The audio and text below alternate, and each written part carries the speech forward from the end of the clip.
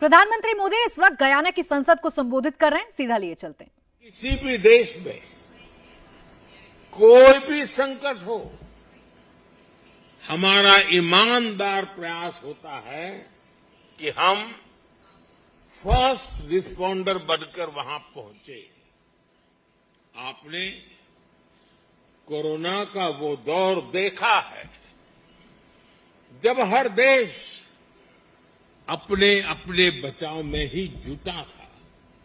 तब भारत ने दुनिया के 150 से अधिक देशों के साथ दवाएं और वैक्सीन्स शेयर की।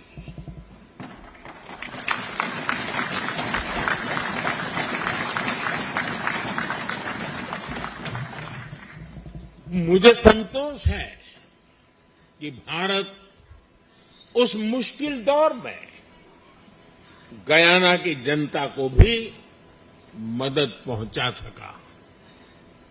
दुनिया में जहां जहां युद्ध की स्थिति आई, भारत राहत और बचाव के लिए आगे आया। श्रीलंका हो, मालदीव हो, जिन भी देशों में संकट आया, भारत ने आगे बढ़कर बिना स्वार्थ के मदद की। नेपाल से लेकर तुर्की और सीरिया तक जहां जहां भूकंप आए, भारत सबसे पहले पहुंचा है। यही तो हमारे संस्कार है। हम कभी भी स्वार्थ के साथ आगे नहीं बढ़े। हम कभी भी विस्तारवाद की भावना से आगे नहीं बढ़े। हम रिसोर्सेज पर कब्जे की, रिसोर्सेज को हड़पने की भावना से हमेशा हमेशा दूर रहे हैं। मैं मानता हूं, स्पेस हो, सी हो, ये यूनिवर्सल कॉन्फ्लिक्ट के नहीं, बल्कि यूनिवर्सल कोऑपरेशन के विषय होने चाहिए। दुनिया के लिए भी ये समय कॉन्फ्लिक्ट का नहीं है। ये समय कॉन्फ्लिक्ट पैदा करने वाली कंडीशंस को पहचानने और उनको दूर करने का है। आज टेररिज्म, ड्रग्स, साइबर क्राइम, ऐसी कितनी ही चुनौतियां हैं जिनसे मुकाबला करके ही हम अपनी आने वाली पीढ़ियों का भविष्य संवार पाएंगे। और ये तभी संभव है जब हम डेमोक्रेसी फर्स्ट, ह्यूमैनिटी फर्स्ट को सेंटर स्टेज देंगे। साथियों, भारत ने हमेशा प्रिंसिपल्स के आधार पर, ट्रस्ट और ट्रांसपेरेंसी के आधार पर ही अपनी बात की है। एक भी देश, एक भी रीजन पीछे रह गया तो हमारे ग्लोबल गोल्स कभी हासिल नहीं हो पाएंगे। तभी भारत कहता है, एवरी नेशन मैटर्स। मैं फिर दोहराऊंगा, एवरी नेशन मैटर्स। इसलिए भारत आइलैंड नेशंस को स्मॉल आइलैंड नेशन नहीं, बल्कि लार्ज ओशन कंट्रीज मानता है। इसी भाव के तहत हमने इंडियन ओशन से जुड़े आइलैंड देशों के लिए सागर प्लेटफॉर्म बनाया। हमने पैसिफिक ओशन के देशों को जोड़ने के लिए भी विशेष फोरम बनाया है। इसी नेक नियत से भारत ने G20 की प्रेसिडेंसी के दौरान अफ्रीकन यूनियन को G20 में शामिल कराकर अपना कर्तव्य निभाया।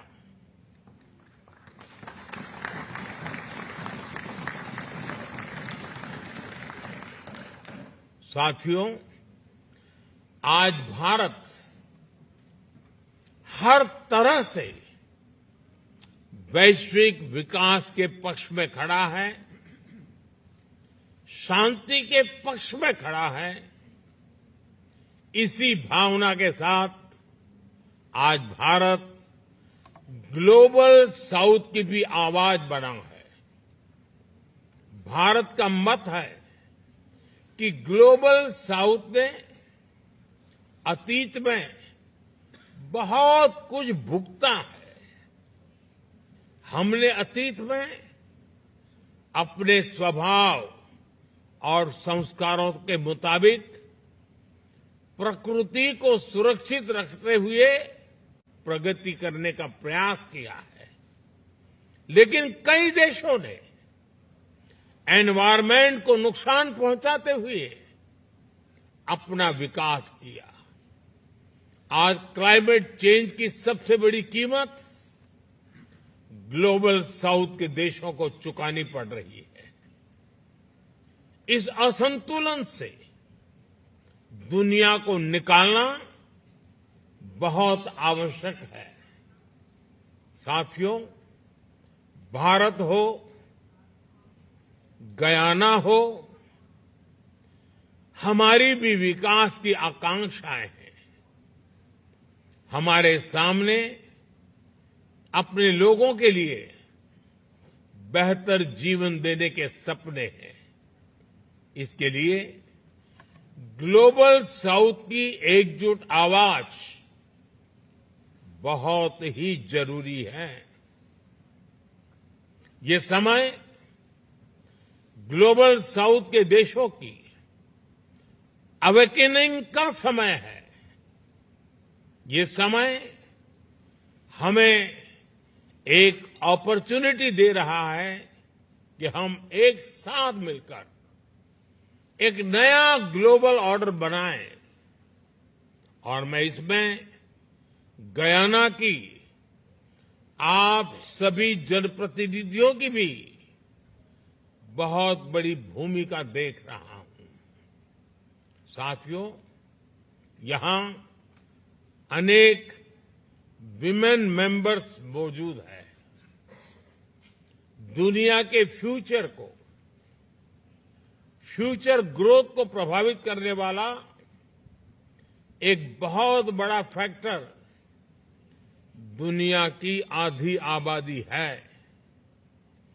बीती सदियों में महिलाओं को ग्लोबल ग्रोथ में कंट्रीब्यूट करने का पूरा मौका नहीं मिल पाया। इसके कई कारण रहे हैं। ये किसी एक देश की नहीं, सिर्फ ग्लोबल साउथ की नहीं, बल्कि ये पूरी दुनिया की कहानी है। लेकिन 21वीं सेंचुरी में ग्लोबल प्रॉस्पेरिटी सुनिश्चित करने में महिलाओं की बहुत बड़ी भूमिका होने वाली है। इसलिए अपनी G20 प्रेसिडेंसी के दौरान भारत ने विमेन लेड डेवलपमेंट को एक बड़ा एजेंडा बनाया था। साथियों, भारत में हमने हर सेक्टर में, हर स्तर पर लीडरशिप की भूमिका देने का एक बड़ा अभियान चलाया है। भारत में हर सेक्टर में आज महिलाएं आगे आ रही हैं। पूरी दुनिया में जितने पायलट्स हैं, उनमें से सिर्फ 5% महिलाएं हैं, जबकि भारत में जितने पायलट्स हैं उनमें से 15% महिलाएं हैं।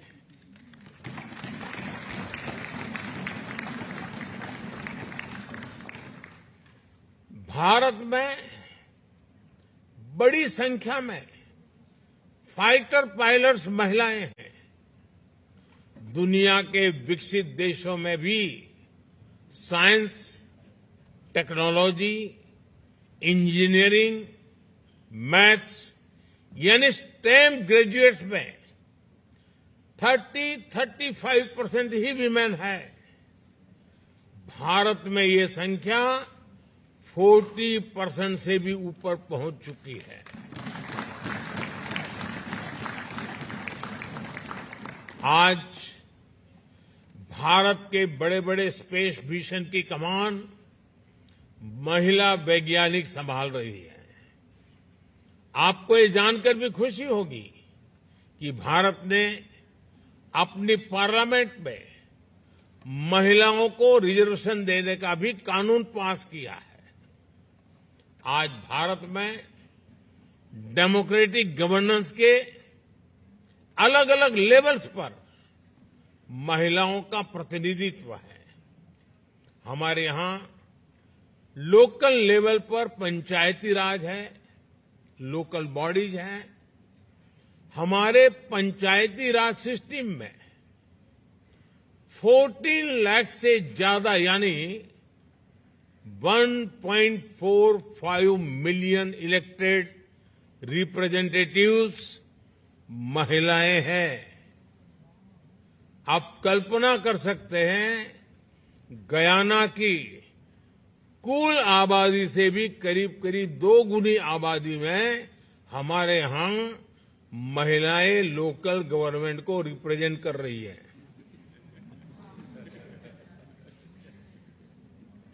साथियों, गयाना लैटिन अमेरिका के विशाल महाद्वीप का गेटवे है। आप भारत और इस विशाल महाद्वीप के बीच अवसरों और संभावनाओं का एक ब्रिज बन सकते हैं। हम एक साथ मिलकर भारत और कैरिकॉम के पार्टनरशिप को और बेहतर बना सकते हैं। कल ही गयाना में इंडिया कैरिकॉम समिट का आयोजन हुआ है। हमने अपनी साझेदारी के हर पहलू को और मजबूत करने का फैसला लिया है। साथियों, गयाना के विकास के लिए भी भारत हर संभव सहयोग दे रहा है। यहां के इंफ्रास्ट्रक्चर में निवेश हो, यहां की कैपेसिटी बिल्डिंग में निवेश हो, भारत और गयाना मिलकर काम कर रहे हैं। भारत द्वारा दी गई फेरी हो, एयरक्राफ्ट हो, ये आज गयाना के बहुत काम आ रहे हैं। रिन्यूएबल एनर्जी के सेक्टर में, सोलर पावर के क्षेत्र में भी भारत बड़ी मदद कर रहा है।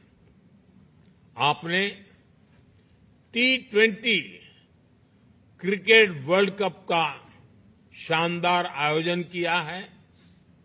भारत को खुशी है कि स्टेडियम के निर्माण में हम भी सहयोग दे पाए।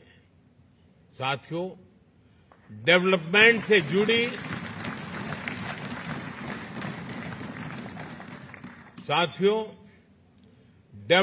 से जुड़ी हमारी ये पार्टनरशिप अब नए दौर में प्रवेश कर रही है।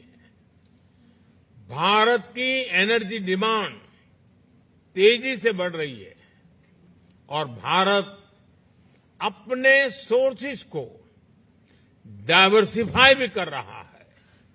इसमें गयाना को हम एक महत्वपूर्ण एनर्जी सोर्स के रूप में देख रहे हैं।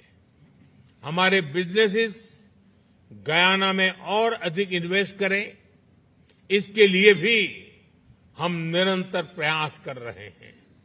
साथियों, आप सभी ये भी जानते हैं, भारत के पास एक बहुत बड़ी यूथ कैपिटल है। भारत में क्वालिटी एजुकेशन और स्किल डेवलपमेंट इकोसिस्टम है। भारत को गयाना के ज्यादा से ज्यादा स्टूडेंट्स को होस्ट करने में खुशी होगी। मैं आज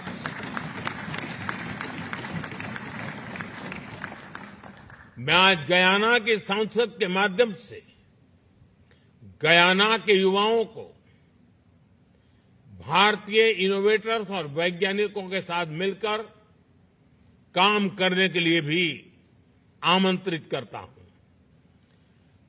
collaborate globally and act locally.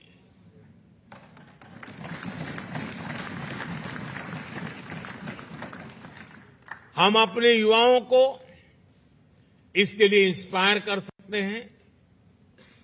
हम क्रिएटिव कोलैबोरेशन के जरिए ग्लोबल चैलेंजेस के सॉल्यूशन ढूंढ सकते हैं। साथियों, गयाना के महान सपूत श्री छेदी जगन ने कहा था कि हमें अतीत से सबक लेते हुए अपना वर्तमान सुधारना होगा और भविष्य की मजबूत नींव तैयार करनी होगी। हम दोनों देशों का साझा अतीत,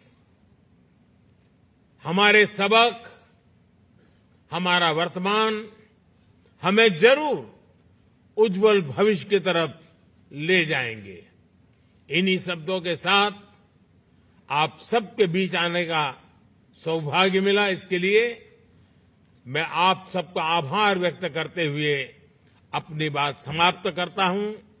मैं आप सभी को भारत आने के लिए भी निमंत्रित करूंगा। मुझे गयाना के ज्यादा से ज्यादा जनप्रतिनिधियों का भारत में स्वागत करते हुए खुशी होगी। मैं एक बार फिर गयाना की संसद का, आप सभी जनप्रतिनिधियों का बहुत बहुत आभार व्यक्त करता हूं। बहुत बहुत धन्यवाद।